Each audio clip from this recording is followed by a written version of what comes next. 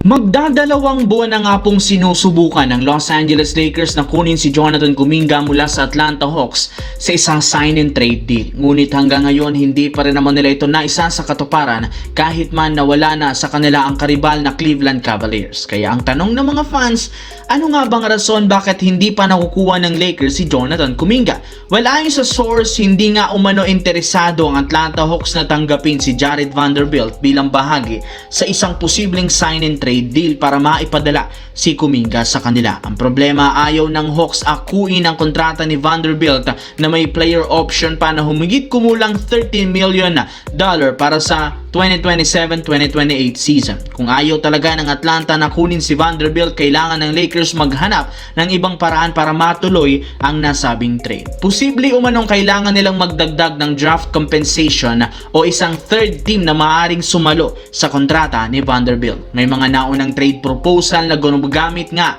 ng third team para mailipat ang kontrata ni Vanderbilt at mapadali ang pagpunta ni Kuminga sa Los Angeles Lakers. Samantala, mas lalo nga pong naging exciting ang Philadelphia 76ers dahil may bago nga silang coach na sasali sa kanilang coaching staff, si Coach Phil Handy. At alam natin kung gaano kalaki ang experience ni Phil Handy pagdating sa player development. Siya ang naging bahagi ng development ng ilan sa malalaking pangalan sa NBA tulad ni Rui Hachimura, Kyrie Irving, LeBron James at marami pang iba. Kaya malaking bagay ito para sa Philadelphia 76ers. Ngayon makikita natin kung paano niya magagamit ang kanyang experience para makatulong sa development ng mga batang talento at sa buong team. At syempre magiging exciting din ang magiging role niya sa pagtulong kina Tyrese Maxey, Joel Embiid at Jaylen Brown na maaabot ang kanilang potensyal. Championship experience,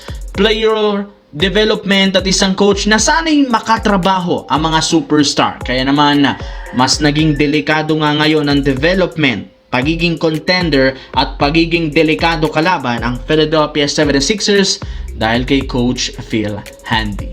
Sa kabilang banda, matapos nga ang matagal na paghihintay at napakaraming kontrobersyal na pumapalibot sa sitwasyon ni Kawhi Leonard sa Clippers, finally may lumabas nga pong good news ngayon ang trade niya. Alam naman nga ninyo na isa nga sa naging malaking hadlang sa deal ang mga aligasyon kuno kay Kawhi at sa Clippers. Ngunit matapos ang isinagawang investigasyon na iulat, walang nakitang sapat na ebidensya ang NBA sa mga akusasyon na binabato sa kay Kawhi Leonard. Dahil dito muling bumukas ang posibilidad na tuluyang ma-finalize ang trade. Syempre kung matuloy na ito, malaking pagbabago ang mangyayari sa Toronto dahil makakasama muli nila ang isang malalarong minsan nagbigay ng championship sa kanilang prangkisa. Kaya expected na mabubuo na ang Raptors ang bagong starting five na sina Emmanuel Quickley, RJ Barrett, Kawhi Leonard, Scottie Barnes at si Jakob Poeltl.